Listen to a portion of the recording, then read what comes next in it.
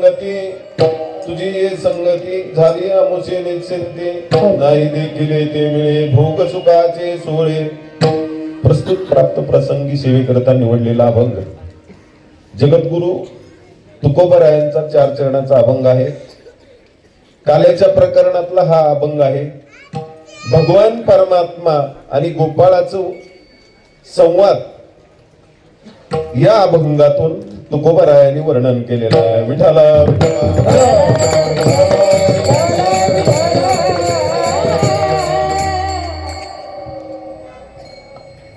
आज या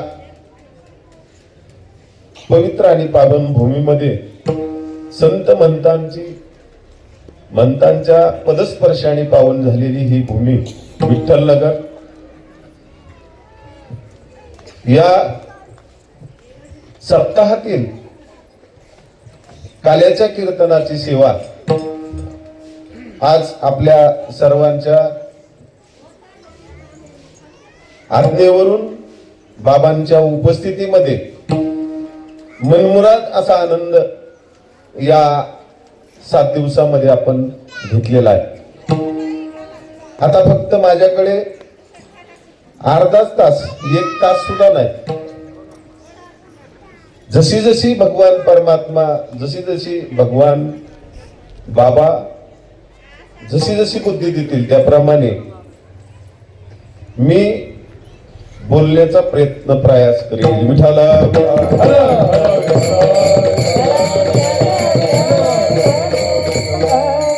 अतिशय सगळ्याच गुणवान मंडळीने सर्व विठ्ठलनगरच्या तनाने मनाने धनाने नागरिकांनी सेवा केलेली.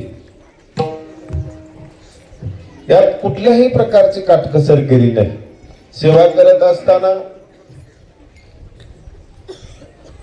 माऊलीच्या ओवीप्रमाणे सेवा केलेली. माऊली म्हणतात झडझडून वहिला आली या भक्तीच्या वाटेला त्याप्रमाणे झडझडून अशी आपण सेवा केलेली. ज्याला जशी जमेल अन्नदानाच्या माध्यमातून कुणी श्रमदानाच्या माध्यमातून कुणी द्रव्यदानाच्या माध्यमातून या ठिकाणी सेवा केलेली. अतिशय आपल्या या विठ्ठलनगरच्या मंडळीने कुठल्याच प्रकारची काटकसर न करता या ठिकाणी सेवा केलेली. विठाला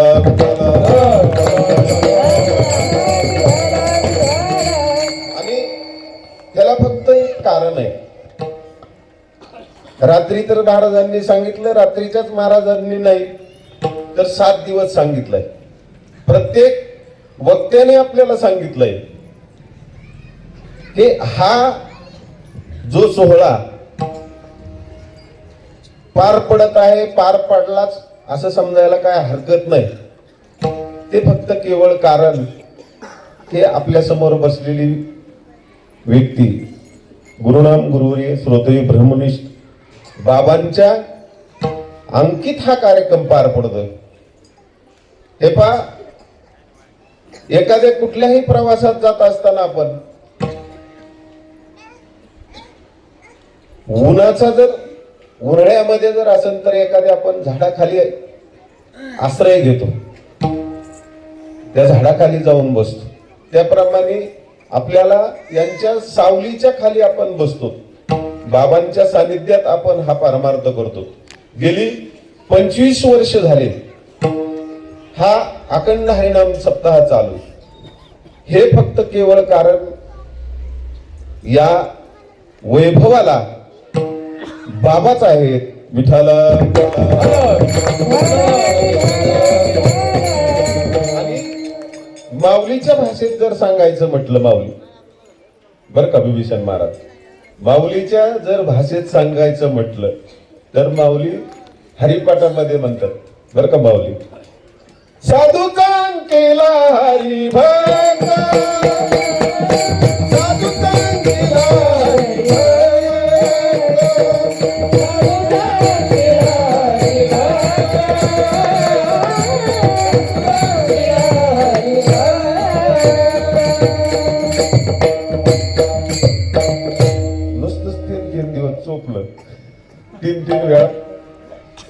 अगोदर काय आहे?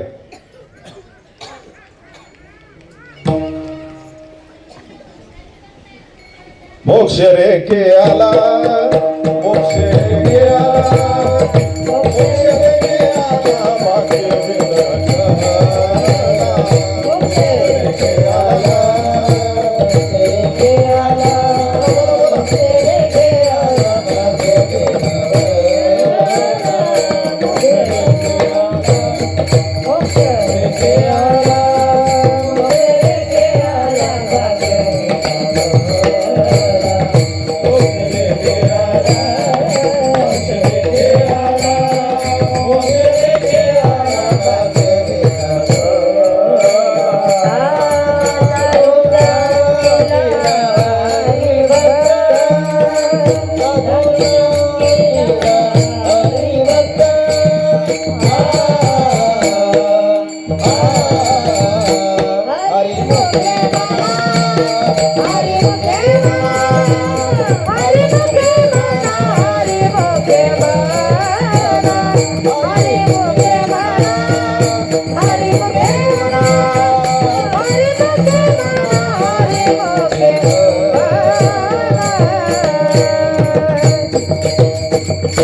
साधूचं अंकीला हरिभक्त. फक्त साधूच्या संगतीमध्ये ह्या गोष्टी घडल्या जातात. मोक्ष रेखे आला, भाग्य विनेताला. पाठ सगळ्याच आहे, हरिपाठ पाठ नाही असा कुणाचा नाही, पण मागून पाठीमाग येत नाही, पुढून पाठीमाग, मागून सरळ म्हणता येतो आपण. सुंदर ते ध्यान उभे ठेवणी, कटावरी ठेवणी असा सरळ आपण म्हणता येतो, पण पाठीमागून खालून वरती म्हणता येत नाही.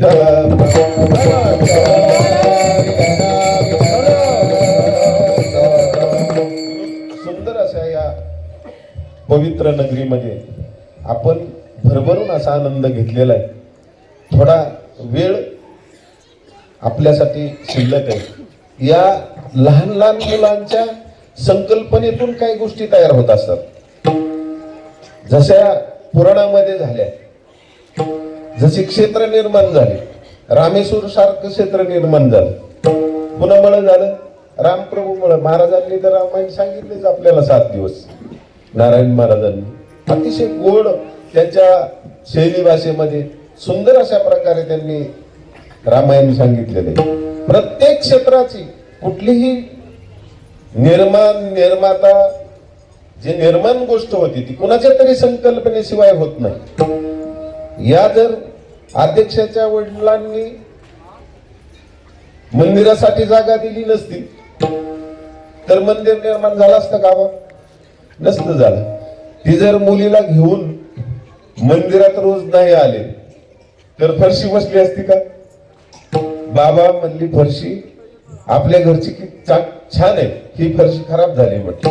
ती वेदिका नाव आहे, त्या वेदिकाच नाव आहे ना. लहान मुलगी रोज दर्शनाला घेऊन जात होते. त्यांनीच मला सांगितलं, त्यांनी दादांनी किती गेल्याच्या नंतर तिथं ती सहज म्हटली की फरशी खराब झाली. एका 8 दिवसात कार्यक्रम सुरू व्हायच्या अगोदर 1-1.5 लाख रुपये खर्च केला त्यांनी.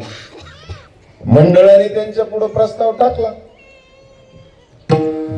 सीताराम महाराजांनी, कमिटीने किंवा तुमच्याकडून आम्हाला त्याचा आणि ह्याचा काय संबंध नाही म्हटलं. पुन्हा 1 लाख रुपये वर्गणी दिली. म्हणजे त्यांचंच नाव सांगतोय असं किंवा त्यांनीच सगळा हा कार्यक्रम पार पडलाय असं मला म्हणायचं नाही. सगळ्यांच्या सहकार्यातून, सगळ्याच्या निधीतून हे वैभव पाहायला मिळतंय. मला सांगायचा उद्देश एक होता की कुणाच्या तरी माध्यमातून, कुणाच्या तरी विचारातून बाबांनी जर ही संकल्पना नसती सप्ताहाची मांडली तर आज 25वे वर्ष नारायण महाराज आपल्याला पाहायला भेटलं असतं का? तुम्हाला रामायण करता आलं असतं का? नाही करता आलं. फक्त त्यांच्या सहवासामध्ये आणि परमार्थ एकट्याने करायचाच नसतो महाराज. परमार्थ सगळ्यांना घेऊन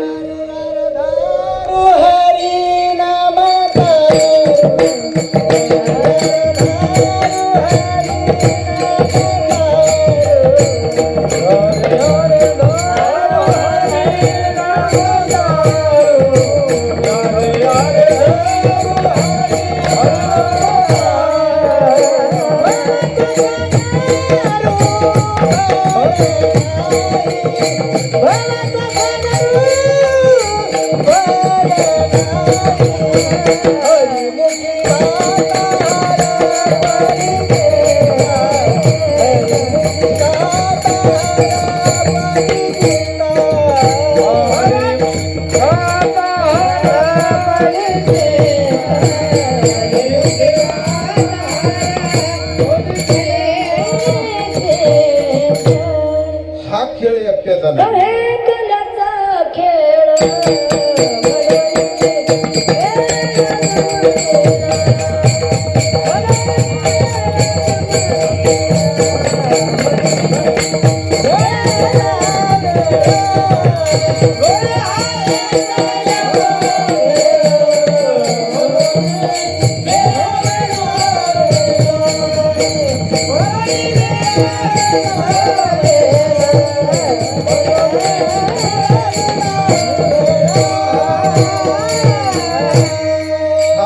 एकट्याचा खेळ नाही म्हणून मेळ जमवलाय. प्रत्येकाने जर पाटील म्हणून उभं राहिलं तर जमन का? आता मी पाहतोय प्रत्येक जण माणूस कुणी नाही कुणी सतरांजा उचलायचं काम करतोय, कुणी पेटी टाळगाळ गोळा करायचं काम करतोय. म्हणजे प्रत्येक कुणाचं तरी कुणीतरी ऐकल्याशिवाय हे काम होत नाही. आता मला फेटा बांधायच्या अगोदर शूटिंग वाले म्हणले महाराज नाही म्हणले थांबा मी फेटा बांधतो. माझं मानकुडा अवघडच तर मी बसतो. एखाद्याचा उत्साह एखाद्याचा आनंद आपण हिरावून घ्यायचा नाही. विठाला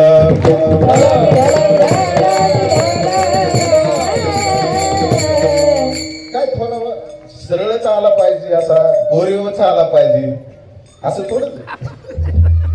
इंदोरीकर काय आरशात बघून पेटा बांध ती डायरेक्ट तिथे येऊन पेटा बांधतो आणि असं समजायचं नाही बरं का भाऊ. तुम्ही म्हणले आता कसं होईल महाराज, मी तर म्हणलं होतं त्यांना आता तुम्ही भगव्या कपड्यात मी त्यांना पाहिले.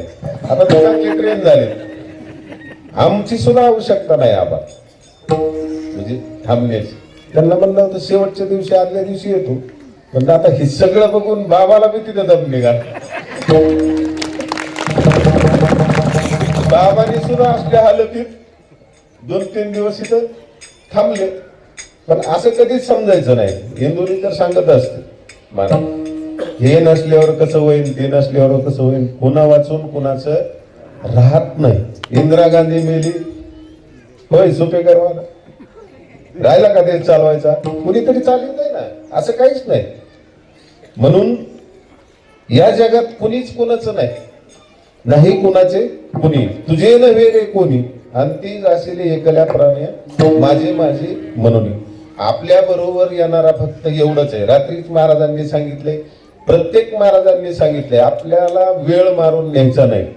फक्त या मनोहर मानात आजच्या कीर्तनात दुसऱ्या कुठल्याच गोष्टी वर्णन करायच्या नसतात.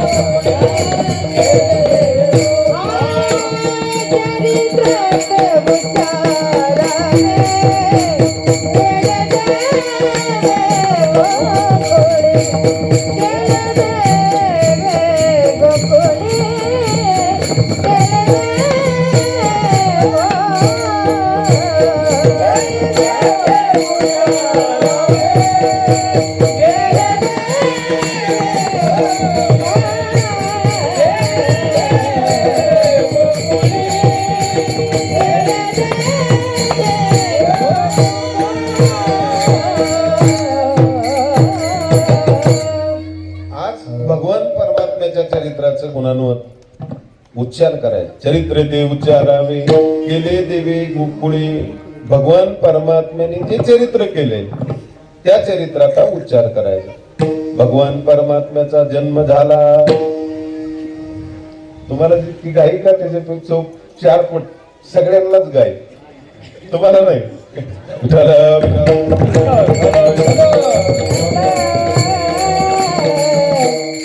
भगवान भगवान परमात्म्याचा जन्म झाल्याच्या नंतर भगवान परमात्मा हळूहळू हळूहळू काय झाला, लहान मोठा व्हायला लागला.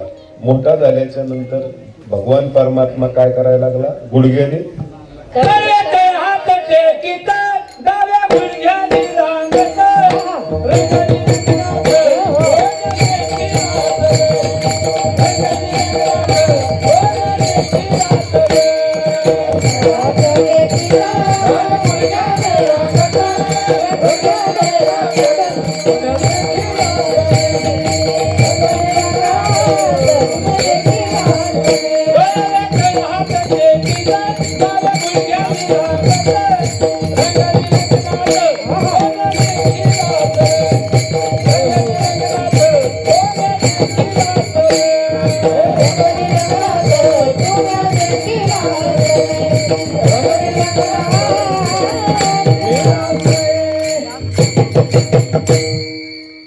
भगवान परमात्मा हळूहळू रांगायला लागला. रांगायला लागल्याच्या नंतर भगवान परमात्मा रांगत असताना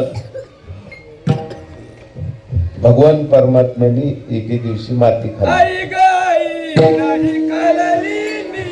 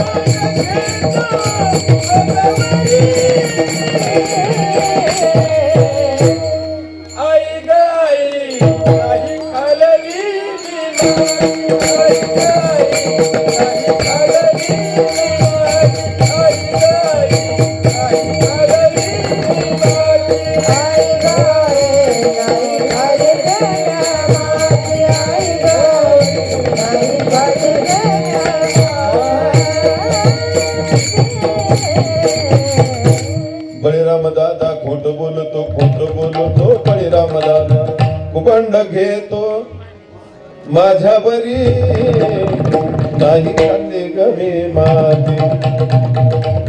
भारत महाराजांनी सुंदर प्रमाण म्हटले आणि योग्य वेळेस म्हटले. प्रमाण त्यालाच म्हटलं जातं, प्रमाणाला प्रमाण म्हटलं जातं.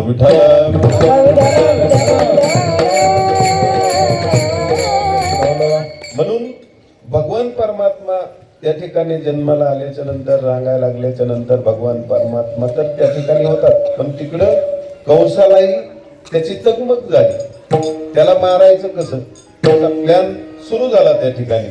आणि तिकडून कुणाला तयार केलं, सुरुवातीला महाबळ भटाला तयार केलं.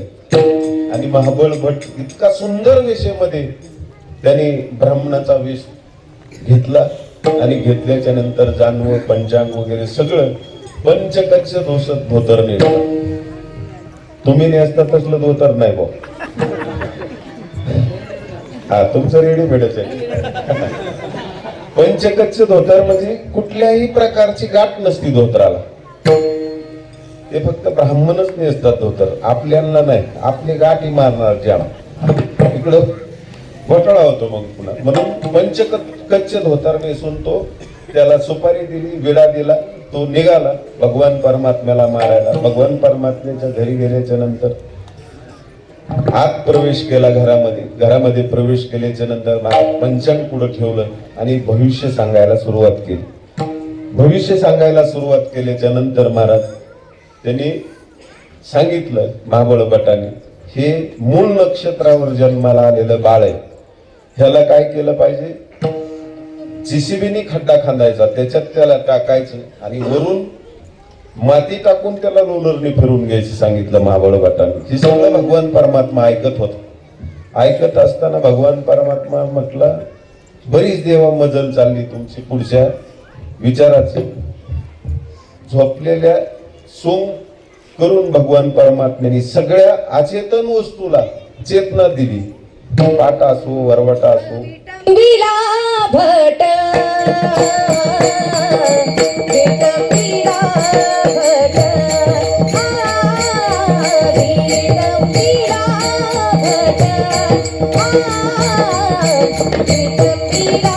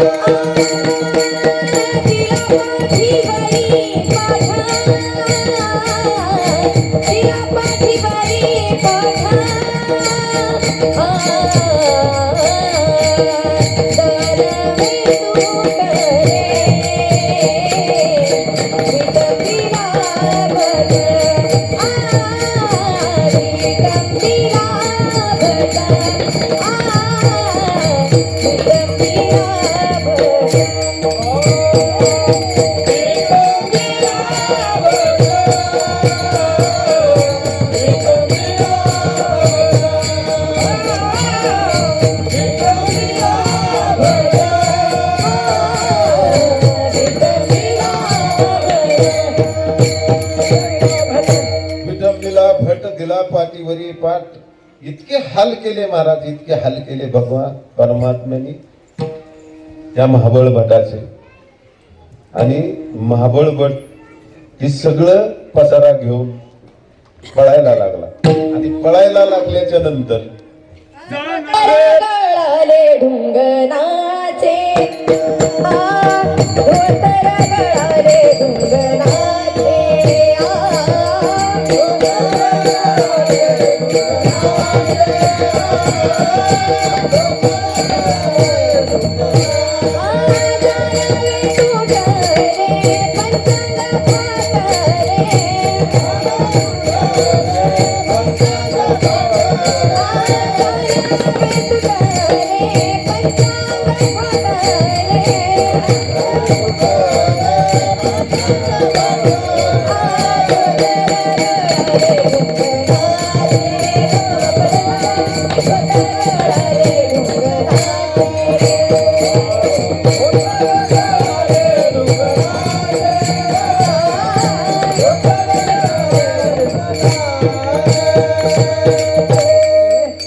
धोतर कुठं गळालं ते सांगितलं.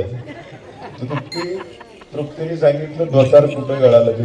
आणि एवढे हाल झाले महाराज, एवढे हाल झाले. एवढा पळाला असा जोरात पळाला की डायरेक्ट मनोहर महाराज कुठं जाऊन आदळला, कंसाच्या अंगावर जाऊन आदळला तो महाबळभट. त्याने पाहिली त्याची अवस्था, थरथर कापत होता. इतकी बिकट अवस्था झालेली होती त्याची. पण वेश कोणाचा होता म्हणून काय झालं, कारण हिथून पुढचं भविष्य सांगायला कुणी राहणार नाही म्हणून त्यांनी काय केलं, भगवान परमात्म्याने वाचवला त्याला. मग हे कुणाचंही काम असतं का. तिथं मावशी बसलेलीच होती. कोणती पुतना मावशी बसलेलीच होती. म्हणली असल्या बापट्याची कुणाची काम असतेच का. म्हणली ही काम मी करते. म्हणला तुझं आलंय भरून आता जातो. कंसाने सुपारी दिली महाराज. तो विडा उचलला त्यांनी आणि स्तनामध्ये विष भरून ती निघाली. चालताच तिने प्रयोग केला गल्लीतल्या मुलावर. तो प्रयोग सक्सेस झाला. भगवान परमात्म्याच्या घरी जाऊन पोहोचली. कुणाची ग कोण म्हटल्याच्या नंतर तिने लांबून नातं सांगितलं. महाराज तुझ्या आईच्या मावशीच्या मावशीची मावशी म्हणजे असं लांबचं नातं सांगितलं. आणि सांगून तिने प्रवेश घरात मिळवला. आणि भगवान परमात्मा रडायला लागला. आणि रडायला लागल्याच्या नंतर आत काहीतरी खेळणं आणायला गेली महाराज. यशोदा माता खेळणं आणायला गेल्याच्या नंतर तेवढ्यात तिने उचलून घेतलं. आणि उचलून घेतलं भगवान परमात्म्याला. नुसतं उचलून घेतलं नाही, अंगावर घेतलं. आणि भगवान परमात्म्याने प्राणापान सगळं शोषून घेतलं महाराज. आणि एवढं विशाल काय कृष्णा मुंच मुंच मुंच म्हटली. आणि एवढं विशाल रूप धारण केलं त्या पुतना मावशीने. आणि ते विशाल रूप खाली पडल्याच्या नंतर, प्राण सगळा शोषून घेतल्याच्या नंतर ती पडल्याच्या नंतर जमिनीवर एवढा आवाज झाला, असा आवाज झाला, आणि ती पडल्याच्या नंतर असं सांगतात की 56 कोटी यादव 8 दिवस तिचे तुकडे करत होते. एवढं मोठं शरीर त्या पुतना मावशीचं तयार झालेलं होतं. ती कशी तरी गावाच्या बाहेर काढली, शिड्या लावून इलेक्ट्रिकच्या त्या भगवान परमात्म्याला वरून खाली घेतलं. अशा लीला भरपूर केल्या महाराज भगवान परमात्म्याने. मग भगवान परमात्मा हळूहळू लहानाचा मोठा व्हायला लागला. मोठा झाल्याच्या नंतर त्यांनी संघटना तयार केली. त्या संघटनेला नाव दिलं भगवान परमात्म्याने ग्वाल बाल चौरे संघटना. लहान मुलाच्या संघटनेत त्यांनी सांगितलं, एवढ्या तब्येती तुमच्या कृश कशामुळे झालेत? मी म्हटलं, गोपाळांनी सांगितलं भगवान परमात्म्याला, सगळं दूध कुठं जातंय? डेअरीला. फक्त खाली काय राहते? घरी ताक राहते. देवा कुठल्याच प्रकारचं चांगलं स्निग्ध पदार्थ, दही, दूध, तूप काहीही मिळत नाही. मग म्हटले भगवान परमात्मा माझ्या संघटनेत सामील व्हा. त्या संघटनेत सामील झाले सगळे गोपाळ. सामील झाल्याच्या नंतर त्यांना सांगितलं, कुणी खडे घ्या, कुणी माती घ्या, कुणी काठी घ्या, आणि सगळे संघटित होऊन भगवान परमात्म्याने एका घरात प्रवेश केला. भगवान परमात्म्याने प्रवेश करत असताना डोळे झाकायला लावले. घरात प्रवेश केल्याच्या नंतर भरपूर खाऊ घातलं त्या गोपाळांना. खाऊ घालत असताना भगवान परमात्मा स्वतः त्यांनी भरपूर खायचं आणि बाकीच्यांचं कोपरावर भागायचं. त्यावेळेस पासून पद्धत अशी पडली. कृष्ण भगवान परमात्म्याच्या काळापासून अध्यक्षांनी वंजळीने हाणायचं, बाकीच्यांनी कोपरावर भागवायचं. त्यावेळेस पासून पद्धत पडली. असं भरपूर खाल्लं महाराज त्यांनी. खाल्ल्याच्या नंतर त्या गोपाळांना भगवान परमात्मा म्हटले, तुम्हाला आता किती दिवस माझ्या संगतीत राहायचं? किती दिवस माझ्या संगतीमध्ये राहणार? घरी काही नाही का तुमच्या? त्यावेळेस त्यांनी सांगितलं, घरी काय आहे रे? भगवान परमात्म्याला म्हटले, आमच्या घरी ताक सोडून दुसरं काहीच नाही. हे सांगण्यासाठी अभंगाचं 3रं चरण. हरिताकाचे सुरवर नाही, सरोवर. ते सरोवर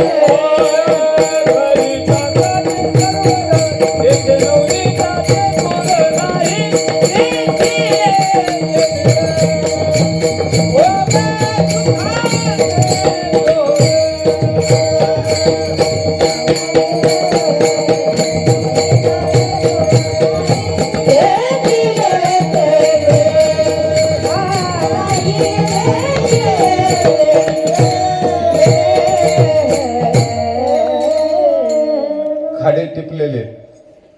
खाडे टिपणारा माणूस जवळच आहे बाबा माझे. पण इतकी निष्ठा आहे महाराज त्या माणसाची. त्यांचीच नाही, सगळेच उभा राहिलेल्या गाणाराची वगैरे रात्री 2-2 वाजेपर्यंत. म्हणजे तेच भजनाला होते असं नाही, मी सुद्धा भजनाला स्वतः होतो. 2 वाजेपर्यंत मनोहर महाराज होते, सगळीच भजनी मंडळी उभा राहिलेली. माऊली होते, विभीषण महाराज होते, सगळीच मंडळी. बस विठाल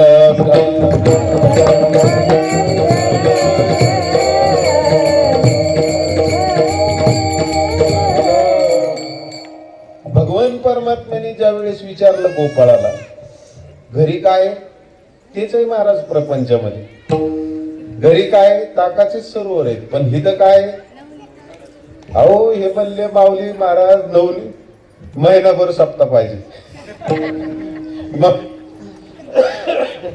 माऊली म्हटले महिनाभर पाहिजे सप्ताह, कारण कुठल्या गोष्टीचं कमीच नाही. घरी काय, कुठं तरी एखादा कण आहे.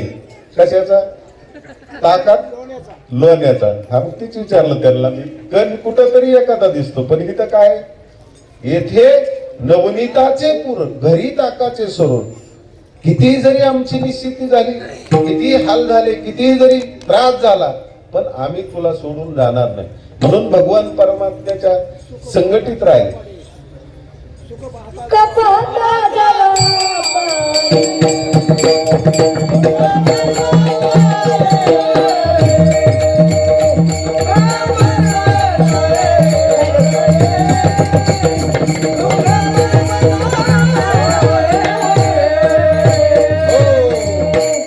कपाटा जवा सुख पाहता जवळ पाडे, दुःख पर्वता एवढे. आता थोडा वेळ राहिला की लय वेळ, आता काय सरकून किती सरकलं तरी त्याच्या पुढे सरकता येणार नाही. थोडा वेळ, आता एक 10-15 मिनिटं. हा विठाल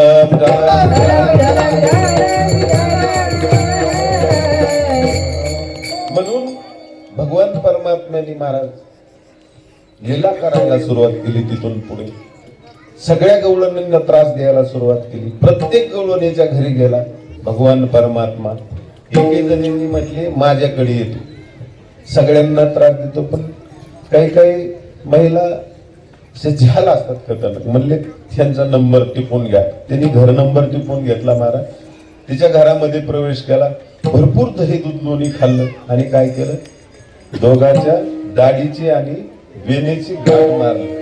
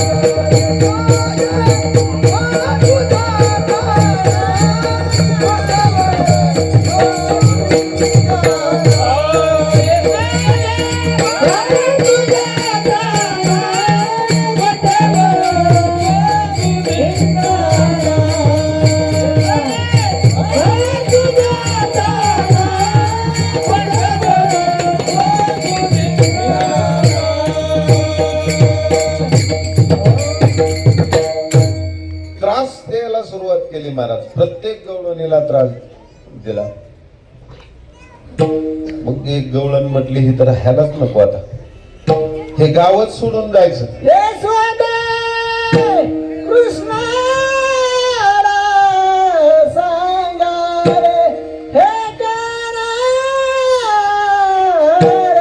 गोकुळी राहावे का राहावे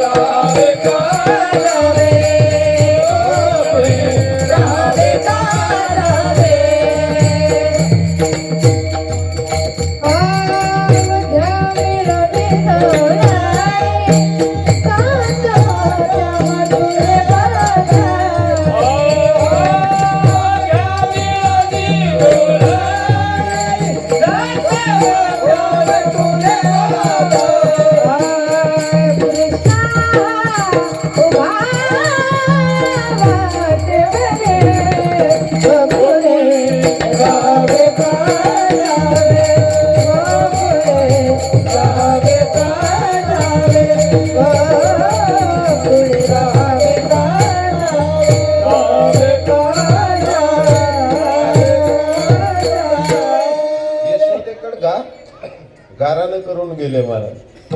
इथं राहावं का जावं, एवढा त्रास दिला. काही गवळणी मोर्चाच घेऊन गेल्या महाराज त्यांच्याकडे, भगवान परमात्म्याचे घेऊन गेल्याच्या नंतर महाराज तिथं गारायना करायला लागल्या. गारानं करत असताना सगळं ऐकून घेतलं महाराज, सगळं ऐकून घेतलं यशोदे मातेने आणि म्हटली, काय घेता गाळ तुम्ही, 5 वर्षाचं माझं बाळ आहे, लहान आहे, काय आळ घेता, ढालगाचा आहेत ग तुम्ही. म्हटलं पळगे 5 वर्षाचे माझे बाळ, 5 वर्षाचे माझे बाळ, 5 वर्षाचे माझे हंगरी माझ्या खेळ, हंगरी माझ्या खेळ, हंगरी माझ्या खेळ, हंगरी माझ्या खेळ. गालत कटी घेता गे गोकुळचा नारी, गालत कटी घेता गे गोकुळचा नारी, गालत कटी घेता गे गोकुळचा नारी, गालत कटी घेता गे गोकुळचा नारी. 5 वर्षाचं माझं बाळ, काय घेता आळ, काय ढालगज आहेत का म्हटले तुम्ही, काय आळ घेता. भगवान परमात्मा महाराज तून माघारी आल्या. सगळ्या गवळणी किती त्रास दिला भगवान परमात्म्याने, पण पाहण्यासाठी सुद्धा महाराज काय करायच्या गवळणी, त्या भगवान परमात्म्याला पाहायला जाण्यासाठी घरचं काय करायचं, पाणी सगळं ओतून द्यायचं आणि भगवान परमात्म्याला पाहायला जाण्यासाठी घागरी घेऊन पाण्याला जायचं. भरीला ओलांडोनी रीता करी घट म्हटली. म्हणजे अशा सगळ्या लीला त्या भगवान परमात्म्याने केल्या.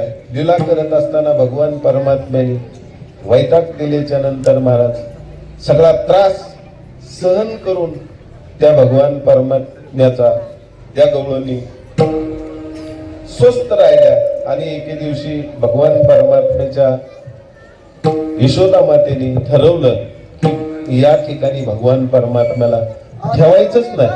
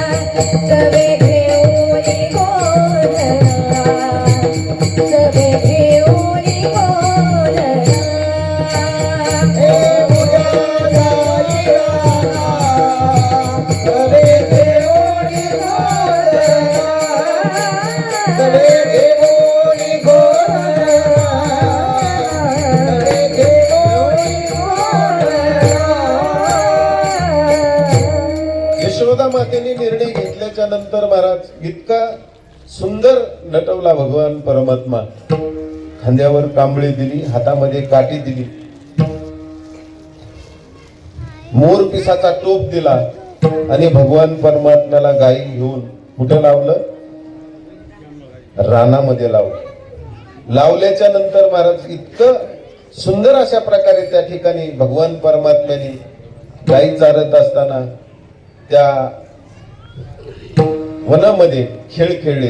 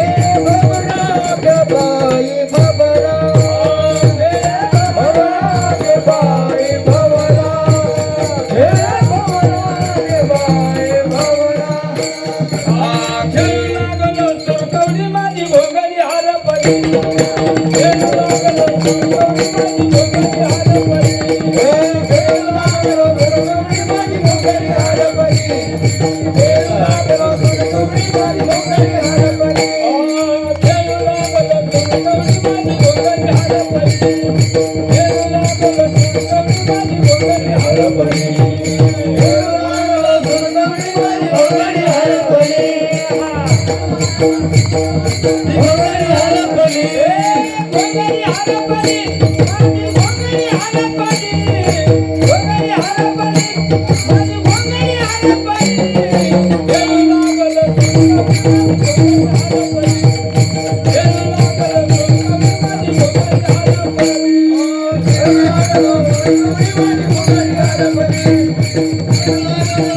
घोंगडी, माझी घोंगडी हरपली.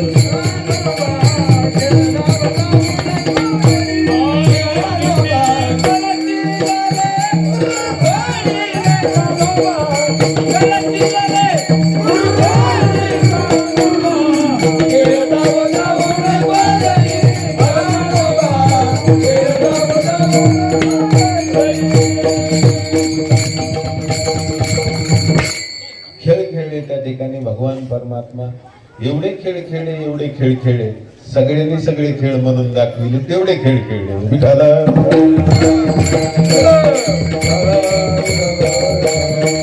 जसे तुम्ही 7 दिवस दमले जानवळे महाराज, तसे ते खेळ खेळून खेळून काय झाले, दमले. मग म्हटले आता काय करायचं, चला झाली आता वेळ बनते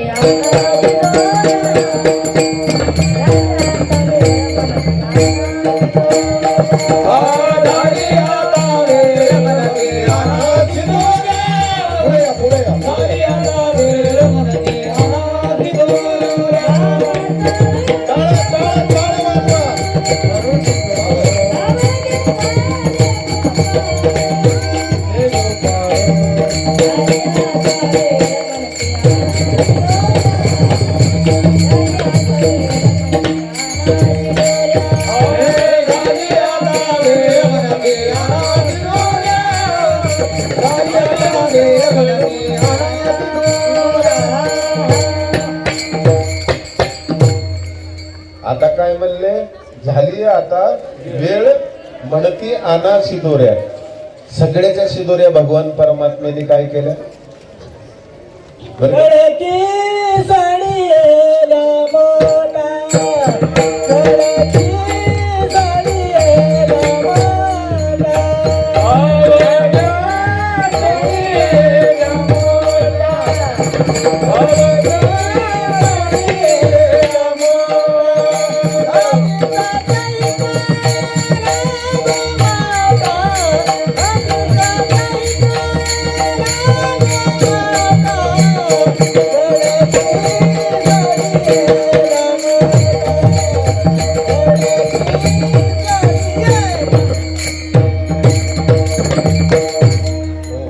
खडकी सोडी आल्या मोठा, आधीचा दहिकाला गोमट.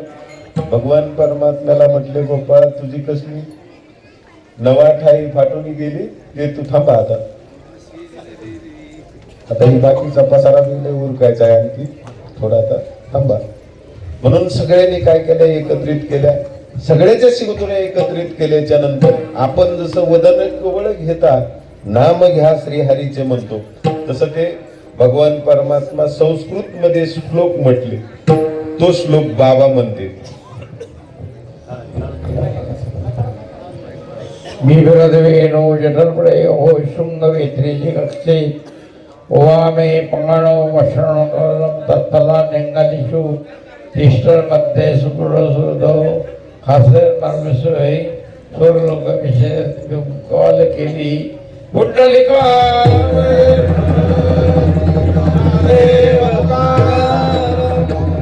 भगवान की. हे कशासाठी त्यांच्याकडे दिलं तेही थोडस बोलणार आहे. आपला काला झालेला आहे. मला सांगायचे तुम्हाला ह्या निमित्ताने प्रत्येकाला वेगळं वेगळं सांगण्यापेक्षा आज सगळा समुदाय या ठिकाणी एकत्रित आहे. आज 4.5-5 वर्ष होत आली सर, बरं का, डायलिसिस चालू. पहिल्या डायलिसिस मध्ये काय काय माणसं जातात, काय कित्येक महात्मे साधू गेलेले, त्यांचा नाम उल्लेख करत नाही मी. आज किती वर्ष झाले? 5 वर्ष झाले. ही एक तपश्चर्या असती, साधना असती. गंगोत्री जमुनेत्री पर्यंत पायी प्रवास केलेला आहे. बाबांचा माझा 99 पासूनचा सहवास आहे. ज्यावेळेस यात्रेला चालले होते त्यावेळेस आळंदीमध्ये भेट झाली होती, बरोबर आहे बाबा, आणि मला ते चला म्हणत होते, पण मी त्यावेळेस जाऊ शकलो नाही. आणि बराचसा काळ त्यांच्या जी संगतीत मंडळी होती, तर सरळ मार्गी जीवन असल्यामुळं आणि साधूचं अंतकरण असल्यामुळं चोर आणि साव सारखाच. साधूचं का अंतकरण असल्यामुळं माणूस पुढचा कसा आहे, कोण कसा आहे हा ओळखू येत नाही. आणि ते सगळ्यांना समान धरतात. म्हणून त्या काळामध्ये बऱ्याचशा काही घटना घडलेल्या आहेत, त्या तुम्हाला ज्ञात आहे. आज 4.5-5 वर्ष झाले हे चालू आहे. आठवड्यातून 2 वेळेला 80 किलोमीटरचा प्रवास करून त्या सायदिक मध्ये त्यांचं ते डायलिसिस वगैरे होतं. तो त्रास सहन करून आज या ठिकाणी योगायोग रविवार आला. रविवार आज आल्यामुळं, सोमवार आणि गुरुवार डायलिसिसचा असतो, रविवार आल्यामुळं ते थांबल्या गेले. नाहीतर आपल्याला, तुम्हालाही दर्शन झालं नसतं, मलाही दर्शन झालं नसतं. पण भगवान परमात्म्याचा काहीतरी कृपा असल्याशिवाय आज योगायोग रविवार आला आणि रविवारच्या दिवशी काला आला आणि त्या काल्याला आपल्या सर्वांच्या समोर उपस्थित सगळ्यांना दर्शनाचा लाभ मिळालाय. हे छत्र त्या भगवान परमात्म्याच्या कृपेमुळं आपल्याला हा सहवास लाभतोय, तिथून पुढेही लाभणार आहे. कारण भगवान परमात्म्याची मी कधी कधी त्यांना बोलतो, पण ते म्हणतात मरेपर्यंत जगायचंय. काय मरेपर्यंत जगायचंय म्हणजे त्यांची किती इच्छाशक्ती तीव्र आहे. त्यांच्या प्रतिज्ञा तर आहेतच, त्यांची श्रद्धा, त्यांच्याबद्दल मी बोलणं म्हणजे निव्वळ समुद्रावर पाऊस पडल्यासारखा मी बोलणं योग्य नाही. पण तरी पण त्यांच्या सहवासात एवढे वर्ष माझे गेले. आज 10-15 वर्षापासून मी त्यांच्या सहवासात आहे. मी माझ्या जीवनामध्ये रेल्वे थांबवणारी व्यक्ती पाहिली, झाडाला उलटे टांगणारी व्यक्ती पाहिली. साधूला त्रास दिल्याच्या नंतर काय करू शकतो साधू, काय करू शकतात एखादी व्यक्ती, अशी महात्मी मी माझ्या जीवनामध्ये पाहिली. ज्यांचं रात्री कीर्तन झालं त्यांनी त्या महात्म्याच्या सहवासात, ज्यांचं मी आता सांगितलं की रेल्वे ज्यांनी थांबवली, बऱ्याचशा मंडळींना त्यांचंही निदर्शन घडून, म्हणजे त्यांच्यानंतर त्यांचे रात्री ज्यांचं कीर्तन झालं ते 4 वर्ष त्यांच्याकडे होते. मला त्यांच्याही संगतीमध्ये काही काळ घालवता आला. त्यांनी माझ्या डोक्यावर हात ठेवून आशीर्वाद दिला. नंतर बाबांचा तर विशेष नाही, ते आज तुम्ही सर्व पाहताय. पण मला सांगायचं काय की त्यांच्यानंतर हेच व्यक्ती मी माझ्या जीवनामध्ये दुसरी व्यक्ती मी पाहिली नाही. की त्यांचा शब्द, त्यांनी बोललेला शब्द हा प्रमाण असतो, त्यात कुठल्याही प्रकारचा विलंब होत नाही आणि तो शब्द खरा होतो. की माझ्या जीवनामध्ये मी पाहिलं, 15 वर्षाच्या काळामध्ये पाहिलं. आणि तुम्ही तर अनुभवलंय, तुम्ही तर सगळ्यांनी 25 वर्षापासून नाही, लहानपणापासूनच तुमच्या सहवासात बाबा आहेत आणि त्यांचं तुम्ही जीवन पाहिले. म्हणून हे क्षेत्र आपल्याला राहावं असं वाटतं कधी कधी हे सगळ्या मंडळींना. म्हणून काही मंडळींनी आता मग मला कळालं की सुरेश आप्पा हिंगेंनी प्रत्येक वेळेस गाडी कुणाला तरी मागावं लागते, आणावं लागते, गाडी कुठून तरी आणावं लागते, विलंब होतो. म्हणून त्यांनी काहीतरी निधी जमा केलेला आहे असं मला समजलं. ती त्याविषयी ते बोलतील, त्यांची काय कमिटी असेल ते बोलतील. बाकीचाही काही कार्यक्रम आणखी राहिलेला आहे, प्रत्येकाला नारळ द्यायचे. या ठिकाणी ज्यांनी ज्यांनी सेवा केली, ज्या विठ्ठल रुक्मिणीची सजावट श्रंगार केला, त्या सिस्टरचं नाव काय मला माहित नाही, पण ते सगळे डॉक्टर आहेत. त्यांनी इतका सुंदर डॉक्टर कुमोदिनी, त्यांनी इतका 4 वाजल्यापासून सगळ्यांनी आपण पाहिलंय. आजही राधाकृष्णाचं काय केलंय, त्यांनी श्रंगार तयार केलेला आहे. सगळ्यांनी पाहिलं नसलं तर खाल्ल्यावर पुन्हा जाऊन दर्शन घेऊन या, प्रसाद घेतल्याच्या नंतर. आणि दुसरी गोष्ट सांगायची म्हणलं तर बोनी असं डोकं चाललंय की प्रत्येक माणसाला माणूस जोडून दिलाय. मला सुद्धा आज माणूस जोडून दिलाय. आपले नानासाहेब मामा सुपेकर, बरोबर, सुपेकर मामांना माझं योगदान आहे त्यांना आजचं. आणि या ठिकाणी बरेचसे काय कार्यक्रम राहिलेले, आपल्या या कमिटीला सहकार्य करणारे जे बोला साथीदार असतात, सोपान शास्त्री इंगे, आता त्यांना शास्त्रीच म्हणतो आपण. त्यांनी नवी गाडी आणलेली, हे आई गेटला लावून द्या लगेच, जेवायला बसायच्या अगोदर तिथंच लावा, पूजा करून घेऊ लगेच. त्यांच्याही गाडीची पूजा करायची. असे बरेचसे काय कार्यक्रम आहेत. आणखी बाकीचा जो कार्यक्रम आहे ते आपले सीताराम बुवा सांगतील. म्हणून झालेला जो हा 7 दिवसाचा नामयज्ञ, या झालेला जो हा नामयज्ञ या सुंदर अशा प्रकारे पार पडलेला आहे. तत्पूर्वी आपण सगळ्यांनी हातामोकळे सोडा आणि एकदा त्या भगवान परमात्म्याचं नामचिंतन करा.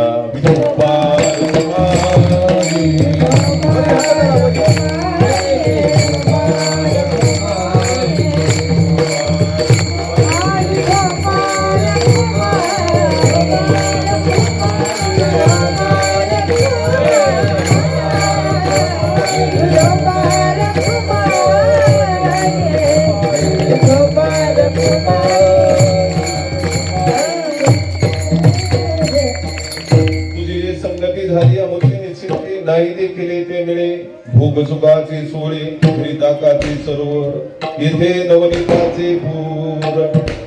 तुका म्हणे आता आम्ही नवतो दवडिता, नाही देखील ते मिळे भोग सुखाचे सोळे. झालेली सेवा काही या ठिकाणचे प्रतिष्ठित मंडळी स्थानिक आलेले, त्यांचाही नाम उल्लेख या ठिकाणी केला जाईल. ज्यांनी त्या मंदिराची फरशी वगैरे दिली त्यांचाही या ठिकाणी सन्मान होईल. ज्यांनी सजावटीचं काम केलं त्या भगवान परमात्म्याचं, त्यांचाही या ठिकाणी सन्मान होईल. सर्वांनी शांत बसून घ्यायचंय याच ठिकाणी. बोला ज्ञानेश्वर